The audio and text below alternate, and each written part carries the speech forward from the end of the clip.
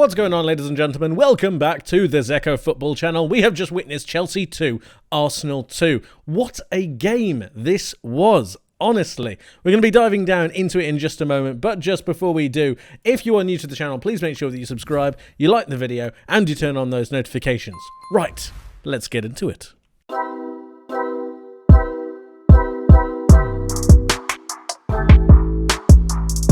Alright, Chelsea-Arsenal, what a game. It ended 2-2. There are so many storylines in this, there is so much drama, and really, I was so impressed with Chelsea for about 80 minutes. And that is honestly the truth. I was so impressed with them. They did so well. But as I'm sure you'll have seen by the title of this video, the volatility of youth is something that is going to be running right through this review and this reaction, because Chelsea were absolutely superb for, I'd say, most of the game. In terms of performances, I think they dominated Arsenal, even though Arsenal had more possession. You can see from the attacking momentum bar, Arsenal had the greater opportunities, but I still think that Chelsea were in control to a certain extent. I thought that they countered very well, their counter-pressing was very good, and when they got the ball into the likes of Mudryk and Sterling, you always felt like something was going to happen. Cole Palmer is an absolute gem, and I cannot understand why Manchester City decided to sell him. He is unbelievably good. Robert Sanchez was an absolute flop for me. I didn't think he did anything well. I thought he was just terrible. But overall, as a side, Chelsea were fantastic. And it gave so much insight into what Mauricio Pochettino is trying to deal with. The pivot of Fernandes and Caicedo, Pochettino being tactically aware and understanding that when Chelsea need to be in a more defensive position, they set up in a 4-4-2.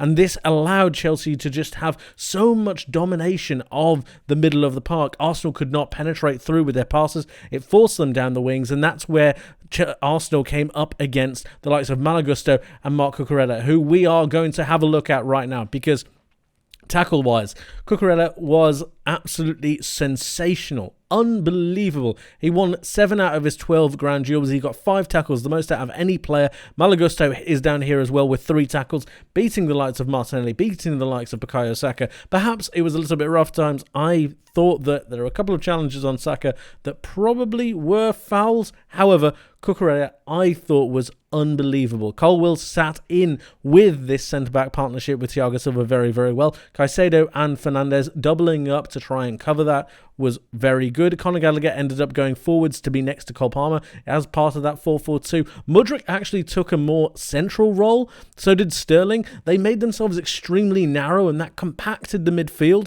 It meant that they almost had 4 players here, and it just meant that Arsenal couldn't go through the middle. They had to go around the sides. I thought Arsenal were very poor for the most part. I didn't see a lot of Odegaard. That was down to the way that Chelsea played. Jorginho just didn't pass the ball fast enough. I thought Zinchenko went walkabout far too much for me. If we have a look here, you can see Zinchenko just moves. His average position is almost in midfield, and that isn't really right. I thought that he just was picking up pockets of space in very strange areas. You can see here. What is he doing here and here? Just odd, and considering the fact that he only played 45 minutes, he was all over the place. I understand that he was trying to pick up the balls to help Arsenal go forwards, but it just wasn't the time for that. They needed to maintain their width to try and spread Chelsea out, and they failed to do that. Martinelli and Saka did okay in certain scenarios, but I thought they could have held their width a little bit more, allowing Odegaard to get some pockets of space. Overall, it seemed like Arsenal got a little bit impatient, and I'd argue a little bit cocky. I thought that generally, Chelsea were the better side, genuinely. And we can have a look at some of the stats, because Chelsea had the higher XG, they had the higher expected assists, they had less ball possession, but generally they had more shots on target, they had less shots, but they had better opportunities, I would argue. They had more big chances, and really, this will go down as a chance miss for Chelsea. They should have done so much more, and it will feel like a loss. Arsenal battling back is fantastic, but I don't think that's where the story is. I think the story is where Chelsea were almost full of adrenaline for about 75 minutes, and then the legs start to go, and then they start to get tired. Caicedo started to go down with cramp. Enzo stopped making his blazing runs. Conor Gallagher started to get tired as well, and the substitutions just weren't there. Jackson coming on was okay, but I didn't think he really added too much in terms of an attacking point of view. Bringing Mudryk off was a strange one for me, especially after his goal. Perhaps he was getting tired as well. And it just seemed like a bit of fatigue. I think that this Chelsea side are so close to being very, very good. Oh, just a final point. I thought Madueke was very poor. I think Chelsea are very, very close to being a good side, really.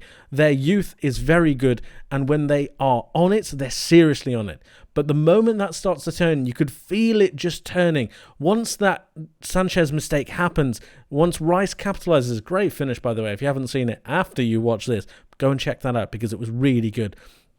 But I thought that Chelsea have the makings of a squad and a team that could seriously do some damage to some teams. But it faded away. Their adrenaline went, their legs started to go, they started to get a little bit heavy, and you just felt the momentum shift.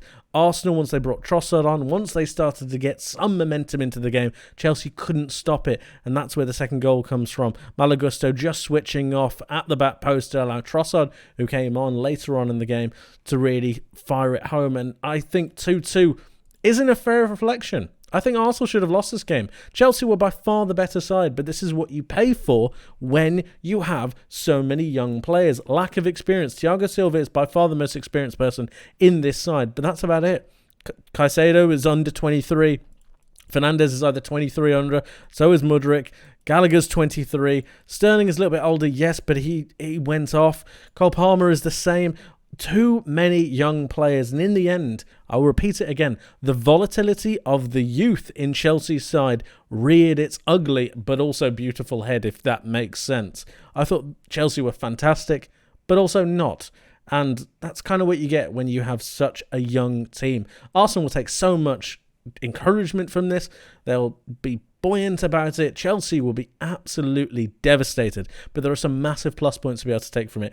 The biggest one for me is the way that Chelsea defended, the way that tactically they set up, because they stopped this Arsenal team for a good 70 plus minutes. Mentality needs to change, but that will come with experience, and unfortunately they just don't have it right now. It was a cracking game to watch. If you haven't seen the highlights after you finish watching this again, please do go and check it out. I was quite happy with the way that I called this game in our match preview. In our tactical preview, I was quite happy with it. I called the results, and generally I thought overall both sides did okay. Arsenal were by far below par, but that was down to Chelsea. Chelsea were fantastic, but they just let it slip at the last moment. A cracking game of football, and I'll say it one last time, it just showcases the volatility of youth.